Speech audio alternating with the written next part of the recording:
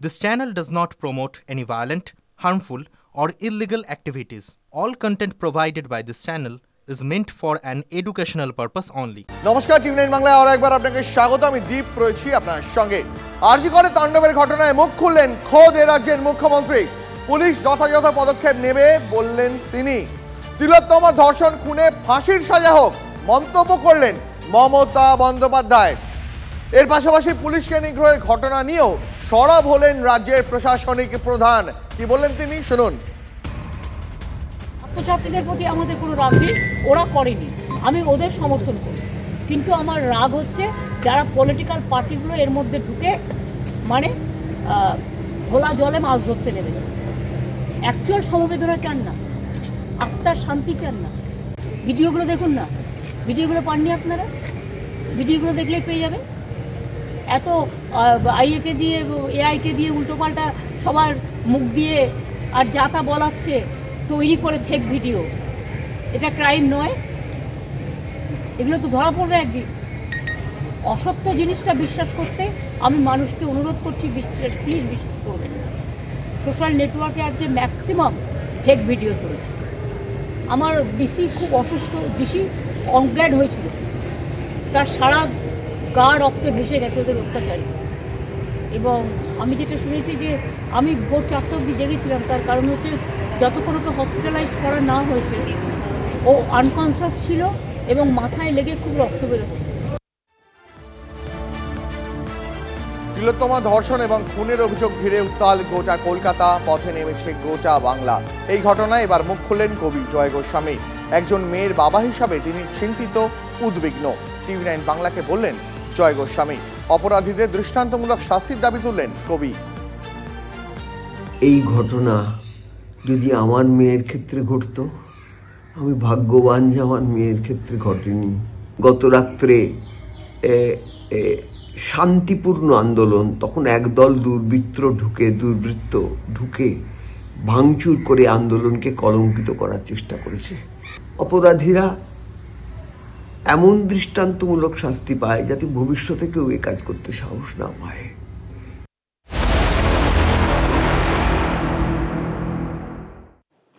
আন্দোলনকারীদের বেশে আরজি করে গতকাল রাতে চলল তাণ্ডব। লুম্পেন রাজে তছনছ হয়ে গেল আস্ত একটা হাসপাতাল। ওয়ার্ডে ওয়ার্ডে ভাঙচুর, নষ্ট করে দেওয়া হলো দামি দামি ওষুধ, যে ওষুধ প্রাণ বাঁচায় মানুষের। টার্গেট কারা? টার্গেট হলেন চিকিৎসক থেকে শুরু করে সংবাদ মাধ্যমের কর্মী। টার্গেট হলাম আমরা, টিভি নাইন বাংলা। আমাদের ক্যামেরা ভাঙা হলো, আমাদের প্রতিনিধিদের ওপরে খুঁজে খুঁজে আক্রমণ করা হলো। আমাদের মানে টিভি নাইন বাংলার প্রতিনিধিদের মুখে শুনুন গতকাল রাতের হাড় হিম করা অভিজ্ঞতার কথা। আমার সঙ্গে এই মুহূর্তে আমার 3 সহকর্মী রয়েছেন, 3জনের সঙ্গে আলাপ করবো। আমার সঙ্গে লিমা রয়েছেন, আমার সঙ্গে আরজিকর থেকে সায়ন্ত রয়েছেন, আমার সঙ্গে নিউজ রুম থেকে রয়েছে রিমি। আমি শুরুতেই লিমার কাছে যাই। লিমা, অনেক বড় বড় ইনসিডেন্ট তুমিও রাস্তায় নেমে কভার করেছো, কিন্তু গতকাল রাতে তোমার যে ভিডিও গোটা বাংলা দেখলো, একটা অন্ধকার ঘরের মধ্যে লুকিয়ে কোনো ক্রমে নিজেকে বাঁচানোর চেষ্টা। লিমা, তোমারই মতন সহযোদ্ধাদের, সহকর্মীদের বাঁচাতে গোটা বাংলা পথে নেমেছিল গতকাল। কথা ছিল মেয়েরা দখল নেমে মধ্যরাতের, সেখানে আরজি করের সামনে মধ্যরাতের দখল কারা নিল লিমা গতকাল? খুব একটা বড় প্রশ্ন করলে তুমি এই মুহূর্তে দীপ। মধ্যরাতে কালকে আরজি কর কারা দখল নিল? তার আগে দখল করার আগের মুহূর্তটা আমি বলি। আমি বেশ কিছুক্ষণ আগে সেখানে পৌঁছে গিয়েছিলাম এবং আমরা জানতাম যে সব জায়গায় আমরা কর্মসূচি জানতাম কোথায় কোথায় হবে, সেই অনুযায়ী আমাদের সব প্রতিনিধির মতো আমিও কিন্তু আরজি করে গেছিলাম। আর আরজি করে যারা চিকিৎসক পড়ুয়ারা রয়েছে তারাও কিন্তু রাত দখল করার জন্য একটা মিছিল শুরু করার প্রস্তুতি নিচ্ছিল। আমি শুরু থেকে ছিলাম তাদের সঙ্গে, আমি দেখছিলাম তারা তাদের মতো করে প্রিপারেশন নিচ্ছিলেন। ঠিক আমি তোমাকে সময়টা স্পেসিফিক্যালি বলবো, রাত 11:30 থেকে এসএফআই এর মিছিল, তাদের মশাল মিছিল শ্যামবাজারের দিকে এগোতে শুরু করে। কিন্তু বাইরে একদম আরজি করের যেটা মেইন গেট রয়েছে, অর্থাৎ খুব সহজভাবে বলতে গেলে এমার্জেন্সির সামনে যে গেট রয়েছে, সেই গেটের সামনে জনাকুড়ি পুলিশ কিন্তু আগে থেকেই মোতায়েন ছিলাম। একদম জনাকুড়ি, তার বেশি হতে একেবারে কাছাকাছি।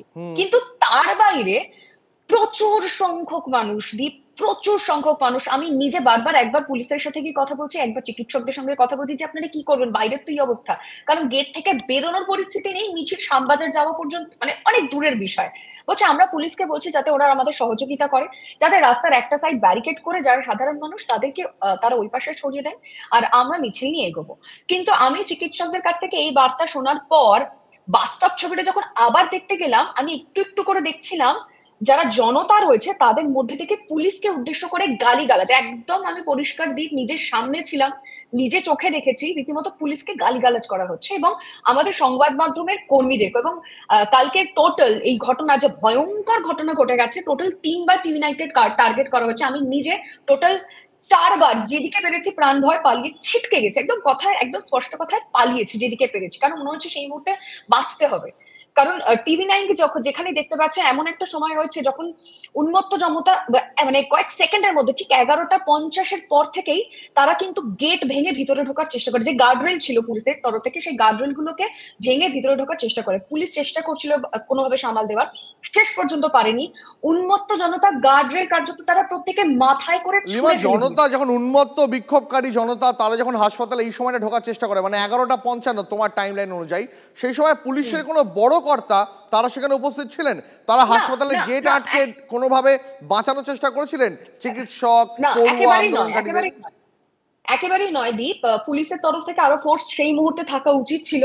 যেখানে এসএফআই এর তরফ থেকে মিছিল যাবে সেখানে একটা অলরেডি ক্রাউড রয়েছে, মানে প্রচুর সংখ্যক সমর্থক সেখানে রয়েছে, তার ঠিক সামনে আরজি কর, এবং প্লাস 3 নম্বর হচ্ছে সাধারণ জনতার একটা ভিড়, আর তার মধ্যেই লুকিয়েছিল কিন্তু সেই সমস্ত আমি মবে বলবো, কারণ তারা একটা সময় হঠাৎ করে এমন অ্যাটাক করে ঠিক ঢুকে তারা এমার্জেন্সি দিয়ে কিন্তু গেল, এবং সেখানে থাকা যে শামিয়ানা খাটিয়ে আন্দোলনকারীরা বসেছিলেন সেই চেয়ার ছুঁড়ে সাংবাদিক, ডাক্তারও কিছু এমন আহত হয়েছেন, এবং পুলিশকে লক্ষ্য করে ছুটতে শুরু করে। আমার সামনে 5-6 জন পুলিশ দাঁড়িয়েছিলেন এবং তারা চিৎকার করে বললো পুলিশরা পালাও, এবং আমি সেখানে দাঁড়িয়ে বুঝতে পারছিলাম না পুলিশদের অ্যাটাক করছে, পুলিশই যদি রক্ষা করতে না পারে তাহলে আমরা কি করব। পুলিশ নিমেষের মধ্যে চলে গেল। আমি এমার্জেন্সি দিকে ছবি তোলার জন্য আমি খুব রিস্ক নিয়ে এমার্জেন্সি দিকে গেছিলাম, আমার দিকে তারপরে টিউবলাইট ছড়া হয়েছিল, একটা টিউবলাইট ছুড়ে আমার দিকে ফেলা হয়েছিল, যখন দেখলো TV9 বাংলার ক্যামেরা বুম নিয়ে দাঁড়িয়ে রয়েছে। তারপরে ক্যামেরাটা আমার ভেঙে যায়, আমি ছবি করতে সেই মুহূর্তে আর পারিনি। আমি চেষ্টা করেছিলাম যে যতটা ইনফরমেশন দেওয়া যায়, কিন্তু পরিস্থিতি হাতের বাইরে চলে যায়। তারপরে লিমা আমরা তোমার যে ছবি তারপরে দেখেছি গোটা বাংলা, যে ছবি আমরা দেখেছি যে একটা অন্ধকার ঘরে ওটি রুম, যেটা সেখানে কোনো মতে তুমি রিমি তোমরা একসঙ্গে অন্তত প্রাণে বাঁচার চেষ্টাটুকু করেছিলে। লিমা আমার সঙ্গে থাকো, আমার আরেক সহকর্মী সায়ন্ত রয়েছেন। সায়ন্ত, গতকাল রাত থেকে শুরু করে আজ ভোর পর্যন্ত মাটি কামড়ে পড়েছিল আরজি করের সামনে, এবং সায়ন্ত নিজের চোখে দেখেছে গতকাল রাতে কি ভ্যান্ডালিজম চলেছে, কি হুলিগানিজম চলেছে। আমি খুব বাছাই করে এই দুটো শব্দ ব্যবহার করলাম। সায়ন্ত, তুমি তো সামনে ছিলে, আচমকা এই মবটা কিভাবে আরজি করের সামনে চলে এলো, তারা কারা, তাদের দেখতে কেমন ছিল, তারা কিভাবে আক্রমণ করলো, তাদের আটকানোর পুলিশ চেষ্টাও করলো না, এই গোটা টাইম লাইনটা খুব সংক্ষেপে তোমার কাছ থেকে একবার শুনবো সায়ন্ত। একদমই, দেখো গতকাল রাতে যখন শ্যামবাজারের দিক থেকে ডিওএফআই এসএফআই এর মিছিল আরজি করের দিকে এসে পৌঁছায়, অর্থাৎ তারা যখন মিছিলটা শেষ করে সেই সময় কিন্তু প্রায় 3.5 থেকে 4,000 এই উন্মত্ত জনতা তারা কিন্তু বেলগাছিয়া যে ব্রিজটা রয়েছে, অর্থাৎ আরজিকর হাসপাতালের সামনে যে ব্রিজটা আছে সেখানে অপেক্ষা করছিল, আর সেইখানেই আচমকা মানে ফ্র্যাকশন অফ সেকেন্ডের মধ্যে সেই মবটা কিন্তু সরাসরি চলে আসে আরজিকর হাসপাতালের সামনে। পুলিশ আটকানোর চেষ্টা করতে পারিনি, কারণ 4,500 একদিকে উন্মত্ত জনতা, একদিকে মাত্র 15 থেকে 20 জন পুলিশ কর্মী, একজন মাত্র পুলিশ কর্তা ছিল। একটু বিরত করছি সায়ন্ত, আমার একটা কথা বলো সায়ন্ত, যে পুলিশ কি গতকাল এটা জানতোই না যে আরজি করের সামনে এবং গোটা কলকাতাতে বহু মানুষ তারা সোশ্যাল মিডিয়া একটা জমায়েতের কথা ভাবছেন, তারা তিলোত্তমার নৃশংসভাবে ধর্ষণ এবং খুনের প্রতিবাদ জানাতে রাস্তায় নামবেন, পুলিশের কি বেসিক ইন্টেলিজেন্সটুকুনিও গতকাল কাজে দেয়নি? দেখো, সেটাই কিন্তু প্রশ্ন, বেসিক ইন্টেলিজেন্স যে থাকা দরকার পুলিশের সেটা কিন্তু কাজে দেয়নি। পুলিশের কিন্তু জানা উচিত ছিল যে গতকাল রাতে যে জমায়েতটা হবে গোটা কলকাতা জুড়ে হচ্ছে, আরজি কর যেহেতু হটস্পট, সেইখানে কিন্তু আরও বেশি করে পুলিশের সংখ্যা বাড়ানো উচিত ছিল। সেই পুলিশের সংখ্যা কিন্তু বাড়ানো হয়নি, যে কারণে যখন সেই উন্মত্ত জনতা আরজি করের সামনে ছুটে এলো তখন কিন্তু লাঠিধারী পুলিশরাও কিছু করে উঠতে পারেনি, বরং তারা কিছু করার বদলে কিন্তু যেটা ট্রমা কেয়ার সেখানে পালিয়ে গিয়ে দাঁড়িয়েছিল, আবার কেউ কেউ শৌচাগারের ভেতরে লুকিয়ে গিয়েছিল। ইন্টেলিজেন্স নিয়ে যখন আমরা ডিসি সেন্ট্রাল তাকে যখন তিনি এই মবকে তাড়া করে যখন পাতিপুকুর রেল ব্রিজের দিকে যাচ্ছে তখন কি তাকে জিজ্ঞাসা করা হয় যে পুলিশের নিজস্ব গোয়েন্দা সিস্টেম সেটা কি সম্পূর্ণ ফেল, আর সে ফেলের জন্যই কিন্তু এই ধরনের ঘটনা ঘটে গেল, আপনারা কি জানতে পারলেন না? পুলিশ কিন্তু কোনো উত্তর দিতে পারেনি। ডিসি নর্থ শুধু বলেছিলেন, দুঃখিত ডিসি সেন্ট্রাল আমায় বলেছিলেন যে অফিস ডিউটি করছি, এর বাইরে কিন্তু একটা কথা তিনি প্রয়োগ করেনি। অর্থাৎ তারা কিন্তু এ ব্যাপারে কোনো কথা বলতে যায়নি, তার কিন্তু যেটা পুলিশ সূত্রে খবর তাদের কাছে কোনো খবর ছিল না, তারা নিজস্ব সূত্র কোনো খবর জোগাড় করতে পারেনি। সায়ন্ত, যখন এত ব্যাপক গন্ডগোল চলছে তখন পুলিশ এই মবটাকে ডিসবার্স কিভাবে করলো, মানে পুলিশ মবটাকে ছত্রভঙ্গ কিভাবে করলো? দেখো, পুলিশ কিন্তু প্রথমে ছত্রভঙ্গ করতে পারেনি, প্রায় 1.5 থেকে 2 ঘন্টা এই উন্মত্ত জনতা তছনছ করেছে, ভাঙচুর করেছে, পুলিশ চোখের সামনে দেখিয়েছে। এমনকি আমাদের যে দুজন প্রতিনিধি ছিল লিমা এবং রিমি, তাদের পেছনে পুলিশ দাঁড়িয়েছিল, পুলিশের পেছনে কিন্তু কোনো সাংবাদিক দাঁড়ায়নি।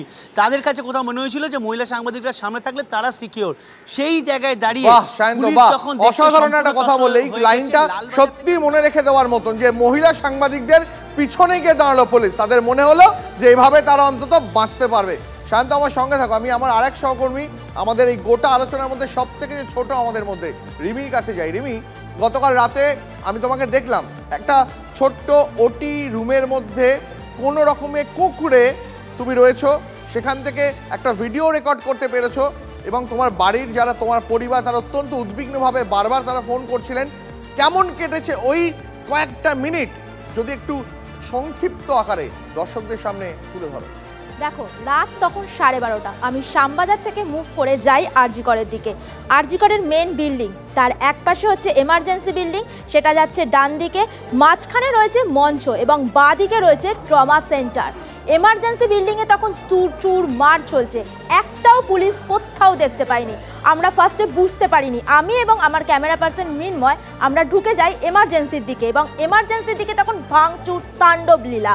এবং এমার্জেন্সির দিকে ঢুকে যাওয়ার সময় আমাদের দিকে তেড়ে আসে লাঠির বাড়ি, আমাদের ক্যামেরার একটা অংশ খুলে পড়ে যায় এবং তারপর আমরা দৌড়াতে থাকি বাদিক ঘেঁষে, মঞ্চ ঘেঁষে আমরা যখন দৌড়াতে শুরু করি তখন সামনে দেখি একটা বিশাল পুলিশ ফোর্স দাঁড়িয়ে আছে, কিন্তু তারা চুপচাপ দাঁড়িয়ে আছে। কিন্তু কয়েক পা এগোলেই এমার্জেন্সি বিল্ডিং, তারা কিন্তু কেউ যায়নি। এমার্জেন্সিতে অত যে ভাঙচুর চলছে একজনও কেউ আটকাতে যায়নি, ফোর্স দাঁড়িয়ে আছে।